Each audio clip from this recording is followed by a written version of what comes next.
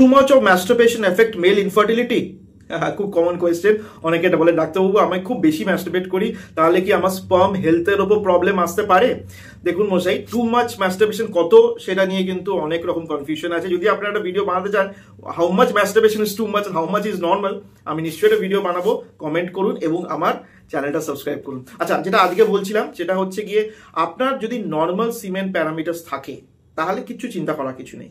কারণ আপনাকে রেগুলার ম্যাস্টারবেশন যদি করেন বা রেগুলার সেক্স করেন, তাহলে ইজিলি আপনার স্পার্মগুলো, পুরোনো স্পার্মগুলো ফ্লাশ আউট হয়ে যায়। তাহলে দেখা গেছে সমীক্ষায় যে ডিএনএ ফ্র্যাগমেন্টেশন ইন্ডেক্স, যেটা খুব একটা ইম্পর্টেন্ট, সেটা কিন্তু ভালো হয়।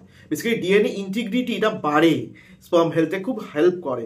কিন্তু যদি আপনি বলা যায় 2-3 দিনের মধ্যে আমাদের স্পার্মগুলো আবার নতুন আগের পর্যায়ে চলে যায়, সুতরাং হয়তো খুব ফ্রিকুয়েন্ট করলে, দিনে 3 বার বা 2 বার করলে, যেটা হয় যে অ্যামাউন্টটা কমলে হয়তো কাউন্টটা কম হতে পারে, কিন্তু মোটিলিটি বা স্পার্ম হেলথের উপর কোনো ডিফারেন্স আসে না, যদি না আপনার স্পার্ম হেলথ অ্যাজ সাচ আপনার ঠিক থাকে। আর একটা খুব ইম্পর্টেন্ট কথা হচ্ছে, যারা ম্যাস্টারবেশন টু মাচ করছেন তাদের কিন্তু আরেকটা প্রবলেম, তারা সেডেন্টারি লাইফস্টাইল ইউজ করছেন এবং poor bad habits, poor diet use করছে, তাহলে সেখান থেকে তো ইনফার্টিলিটি হতেই পারে।